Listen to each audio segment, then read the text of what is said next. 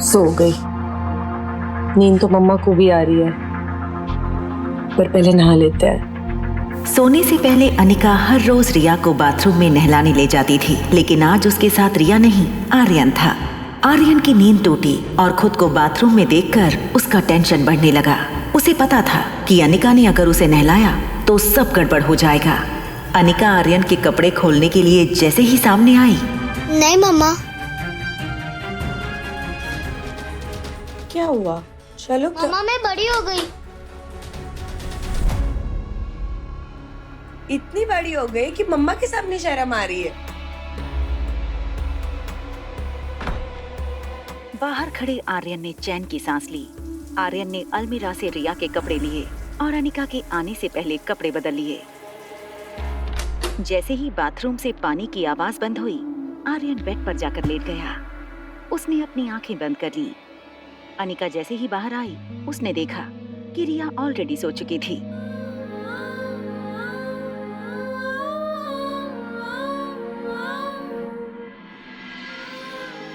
आर्यन की आंखें तो बंद थी, मगर वो पूरी तरह जाग रहा था।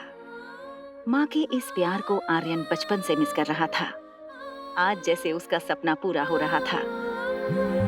आर्यन को पता था कि रिया फोन कर रही है। उसने फोन डिस्कनेक्ट करने के लिए जैसे ही अपना हाथ बढ़ाया कि तभी अनिका की नजर फोन पर पड़ी। मॉम ने अगर फोन उठा लिया तो उनको पता चल जाएगा कि मैं रिया नहीं आर्यन हूँ। क्या करूँ?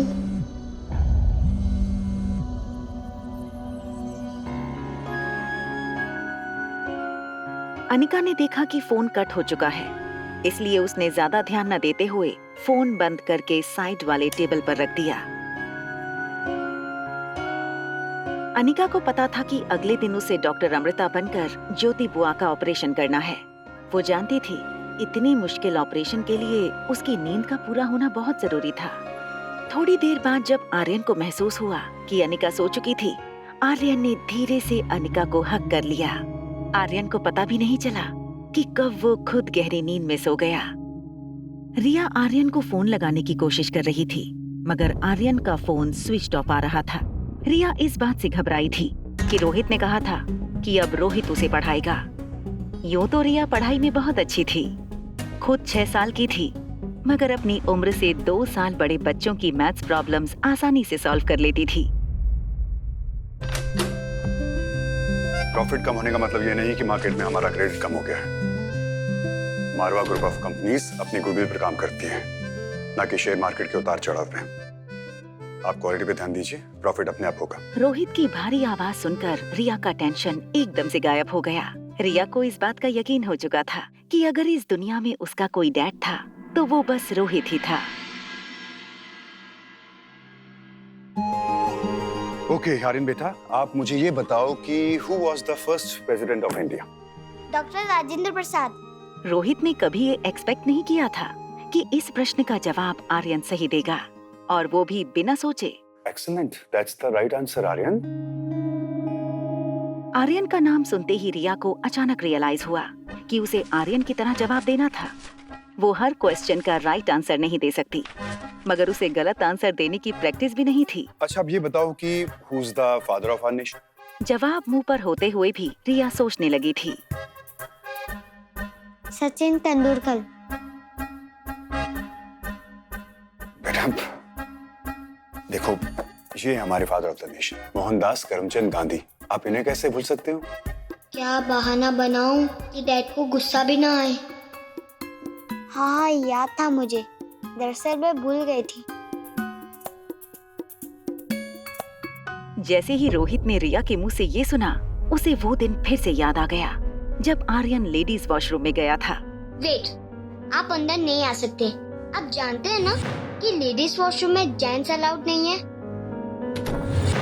उसे डॉक्टर अग्रवाल की वो बात याद आई। रोहित, बिन माँ के बच्चे कभी कभी मानसिक परिस्थिति के शिकार हो जाते हैं। अगर सिचुएशन क्रिटिकल हुई, then I will appoint the best child psychologist for you. लेकिन फिलहाल मेरा सजेशन यही रहेगा कि तुम सिचुएशन को प्यार से हैंडल करो। आर्यन बेटा, मैं ना आपसे प्रॉमिस करता हूँ कि मिस मैरी अब कभी वापस नहीं आएगी। मैं ना आपका एडमिशन एक बहुत अच्छे स्कूल में करवा दूंगा, जहाँ पे आप अपने जैसे अच्छे दोस्त भी बना सकते हो। डैड, अगर आप मेरे साथ हैं तो मुझे दोस्त की क्या जरूरत। I love you dad.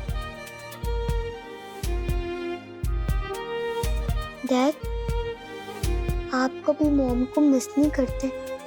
आप और मॉम साथ में क्यों नहीं रहते?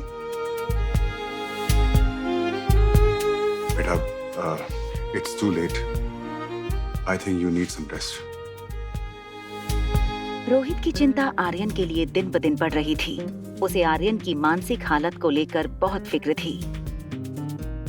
अनिका ने नीचे लॉबी में रोहित को वार्न किया था। आपके बेटे के ट्यूशन टीचर ना आपके बेटे को मेंटल टॉर्चर दे रही है। अनिका को मिस मेरी की हरकतों के बारे में पता कैसे चला? कहीं अनिका आर्यन से छुपकर मिलती तो नहीं? मुझे पता करना होगा। सनी, सनी, क्या हुआ भैया? तुम्हारा ध्यान कहाँ रहता है? दिन भर अपने फोन में घुसे रहते हो। तुम्हें जरा भी अंदाजा है कि आर्यन दिन भर क्या करता है, किससे बातें करता है, किससे मिलता है? सनी को लगा आर्यन की गेमिंग हैबिट के बारे में रोहित को शायद सब कुछ पता लग गया है। सच बताओ सनी, आर्यन सामने वाली औरत से मिलता है, उससे बातें करता है? अच्छा, वो औरत, वो सामने वाली लेडी। क्या भैया, कैसी बातें करते हो आप? आर्यन सारा दिन कर रहे, मतलब आर्यन सारा दिन घर पे ही होता है भैया, तो उससे कैसे मिल सकता है? और वो लेडी भी तो हमारे स्ट्रीट में कभी नहीं आई। ये कैसे हो सकता है कि उस औरत को आर्यन की पर्सनल बातें पता हो? ऐसा तो नहीं कि वो आर्यन से इंटरकॉम पे बातें करती हो।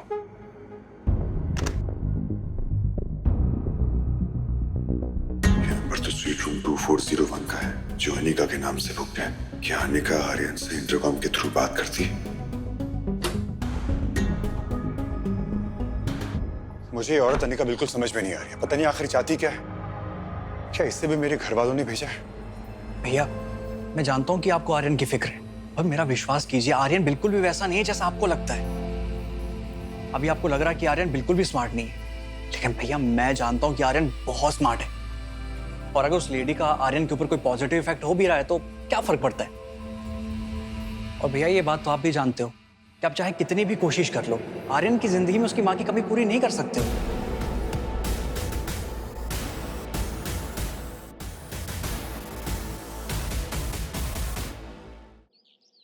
तुम्हारे लिए खुशखबरी है। तुम्हारी उस टीचर मैरी की छुट्टी हो गई है। अब बहुत जल्द तुम्हें एक अच्छे स्कूल में एडमिशन भी मिल जाएगा। रिया की इस बात पर आर्यन को विश्वास नहीं हो रहा था। Are you serious? तुम मजाक तो नहीं कर रही ना? सुबह सुबह ऐसा मजाक कौन करता है? अच्छा, अब मेरी बात ध्यान से सुनो। हेलो, फोन क्यों काट दिया? वाह डैड, आज आप बहुत ज्यादा हैंडसम लग रहे हो। और एक पल में पिछली रात की सारी बातें वो भूल गया। अच्छा, थैंक यू। आज तो आप भी बहुत हैंडसम लग रहे हो। अरे मैं हैंडसम नहीं, मैं ब्यूटीफुल हूँ। वैसे आपको पता है मैं बड़ी होकर क्या बनूंगी? फिल्म की हीरोइन। रिया की बात सुनकर रोहित बेहद परेशान हो गया। उसे लगा पिछली बार जब आर्यन ने ऐसा बिहेव किया था तो सुबह उठकर वो फिर से नॉर्मल हो गया था। बेटा, आप ठीक तो हो ना? Yes dad, I am fine. मुझे क्या होगा? उधर देखो। क्या मुझे ब्रेकफास्ट टेबल तक ले जा सकते हैं प्लीज? रोहित को समझ नहीं आ रहा था कि हमेशा डिसिप्लिन में रहने वाले आर्यन को आज अचानक हो गया था। ये कैसा नाश्ता है? एक काम करो, मेरे लिए चॉकलेट मिल्कशेक, चीज सैंडविच और डोनट लेकर आओ। और हाँ, डोनट के ऊपर बहुत सारा चॉकलेट सॉस डालना भूलना मत। सनी और रोहित समझ नहीं पा रहे थे कि आज आर्यन को आखिर हो क्या गया है। आर्यन को इतना एनर्जेटिक पहले कभी किसी ने नहीं देखा था। मुझे डॉक्टर अग्रवाल से बात करनी होगी। हाँ रोहित, बोलिए। डॉक्टर, वो आर्यन फिर से कुछ अजीब सा बिहेव करने लगा है। मैं हैंडसम नहीं, मैं ब्यूटीफुल हूँ। वैसे आपको पता है मैं बड़ी होकर क्या बनूंगी? फिल्म की heroine. Doctor, this is something very serious. We have to hire a psychologist for him. as soon as possible. Daddy आओ ना, साथ में नाश्ता करते हैं। रोहित बेहद टेंशन में फोन पर डॉक्टर अग्रवाल से आर्यन को ट्रीट करने की रिक्वेस्ट कर रहा था। डाइनिंग टेबल पर सनी और रिया सनी के मोबाइल में देखकर हंस रहे थे। देखो रोहित, हर इंसान की अपनी प्रेफरेंस होती है। उसे कोई चीज अच्छी लगती है, कोई चीज बुरी लगती है। हम कितनी भी कोशिश कर लें, जबरदस्ती किसी बच्चे के अंदर किसी चीज के लिए नफरत या प्यार पैदा नहीं कर सकते। ये कुदरती होता है। बाई बार, अब जैसे मुझे कॉफी पसंद है, तुम्हें चाय पसंद है। हो सकता है आर्यन को वो सब सारी चीजें पसंद हो जो आमतौर पर लड़कियों को पसंद होती है। ये कोई बीमारी नहीं है रोहित। इसका ना तो उसकी हेल्थ से कोई लेने देना है और ना ही उसकी मानसिकता से। He is as normal as you and me. जब रोहित ने इन चीजों पर कोई रिएक्शन नहीं दिया तो डॉक्टर अग्रवाल ने एक लंबी सांस छोड़ते हुए कहा, देखो Rohit, I will send Dr. Shruti as soon as possible.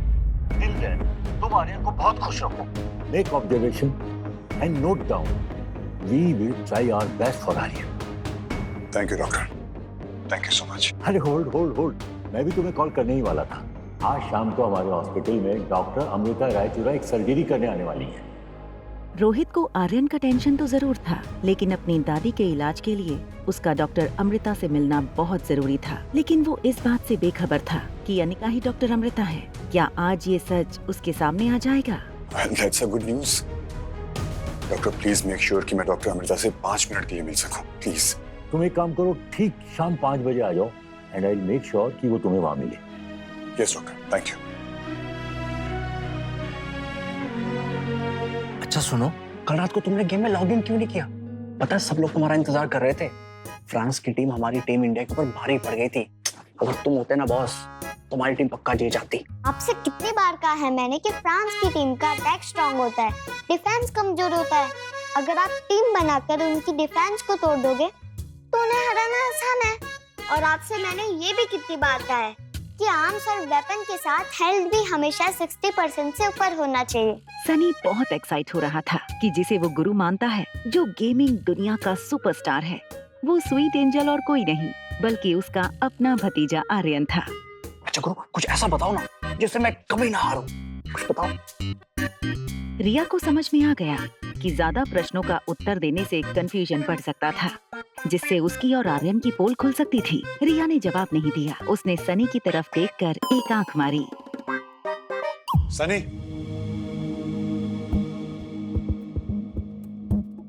रिया, तुम क्या बात कर रहे थे आर्यन से? आज से पहले तो मैंने तुम दोनों को ऐसे बात करते नहीं देखा। कुछ नहीं भैया, वो मैं आर्यन से पूछ रहा था कि उसे स्कूल जाना ज्यादा अच्छा लगता है या फिर home tuitions. Excuse me gentleman, I am gonna take a shower. उसके बाद मैं और मेरे डैडी मूवी देखने जाएंगे।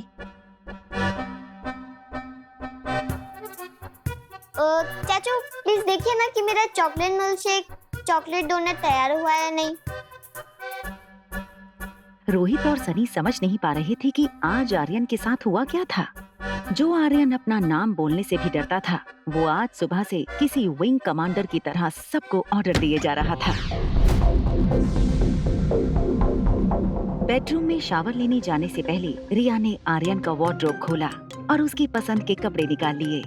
आर्यन का स्पोर्ट्स शूज का कलेक्शन भी रिया को बहुत पसंद आया।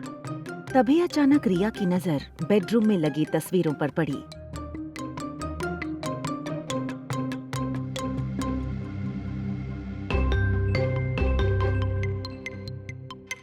अगर आर्यन मेरा क्लोन नहीं है तो वो बिल्कुल मेरे जैसा सेम टू सेम कैसे दिख सकता है? मम्मा ने तो कहा था कि वो मनाली मेरे भाई को ढूंढने के लिए आई है।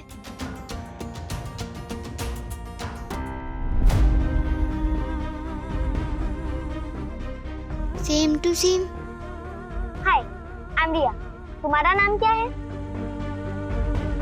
I am Aryan. वाह, बिल्कुल मेरे जैसे लग रहे हो। लेकिन ध्यान रहे, मामा को ये नहीं पता चलना चाहिए कि तुम रिया नहीं हो। कहीं आर्यन ही तो मेरा भाई नहीं है? और उसके पापा मेरे पापा और मेरी मम्मा उसकी मम्मा। उसने जल्दी से लैंडलाइन से आर्यन को फोन लगाया।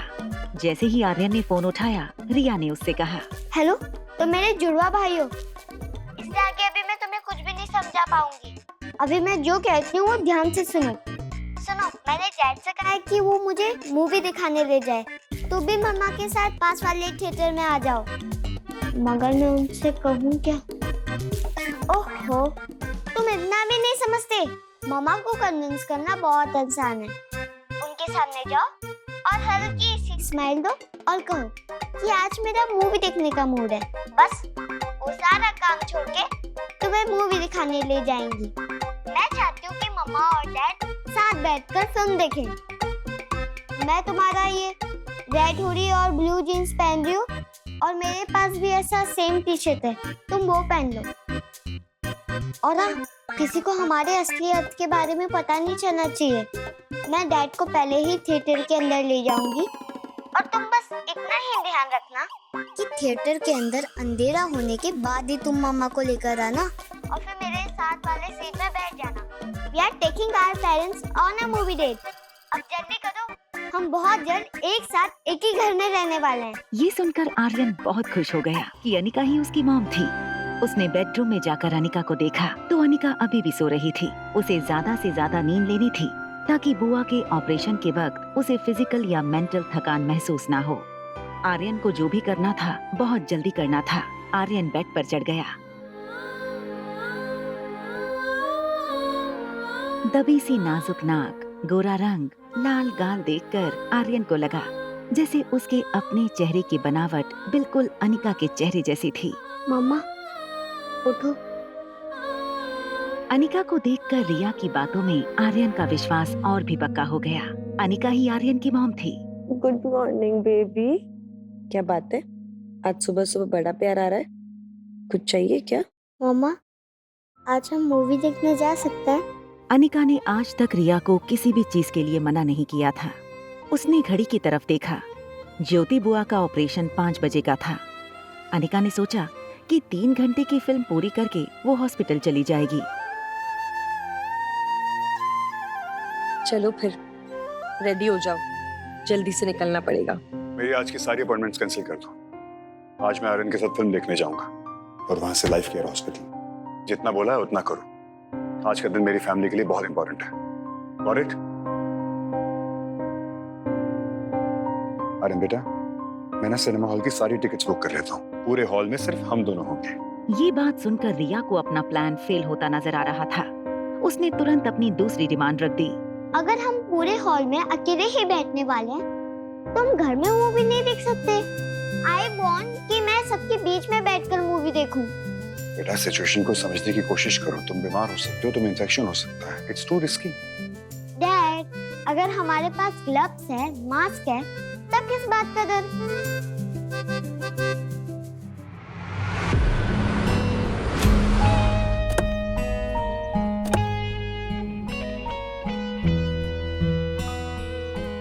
Welcome sir. बेटा, ये मास्क क्यों पहना है? डैडी चलो ना, फिल्म स्टार्ट हो जाएगी।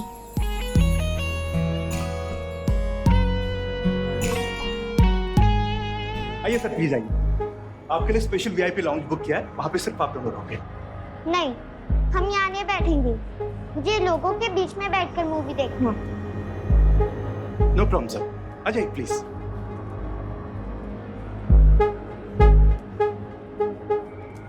वहाँ बैठेंगे।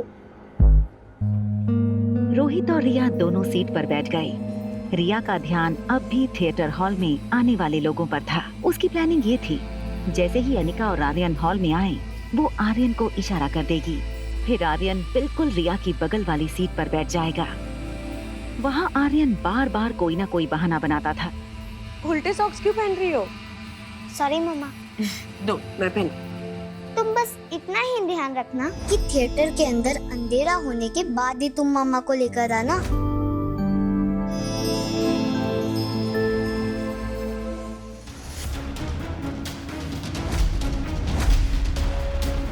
फेरे पूरे होने से पहले ही दुल्हन हो गई प्रेग्नेंट। दुल्हन और बाराती सारे हो गए हैरान। आखिर क्या है राज? जानने के लिए सुनते रहिए एक लड़की को देखा तो, सिर्फ पॉकेट FM पर। हजारों कोशिशों के बाद आर्यन अनिका को थिएटर पहुंचने में 15 मिनट लेट करवाने में कामयाब रहा। मैं कुछ भूल गई हूँ, जल्दी से लेके आती हूँ। तुम यहीं खड़े रहना, ओके? और कोई शैतानी मत करना। रोहित के मोबाइल स्क्रीन पर कंपनी के जीएम का फोन आया। ये देखते ही रोहित ने रिया से कहा, बेटा मुझे एक अर्जेंट कॉल करना है, उसके लिए जाना पड़ेगा। तुम यहीं बैठो, मैं अभी आता हूँ, ओके? रिया नहीं चाहती थी कि इस वक्त रोहित हॉल के बाहर जाए, मगर वो रोहित को रोक भी नहीं पा रही थी। रोहित तेज चलकर हॉल से बाहर जाने लगा। रिया भी अपनी सीट से उठी और रोहित के पीछे जाने लगी। रोहित अपने जनरल मैनेजर से बात करने थिएटर लॉबी में पहुंचा।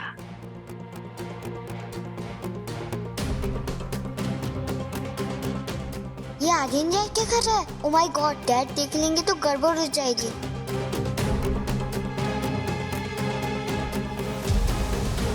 मैं आपको कॉल करता हूँ।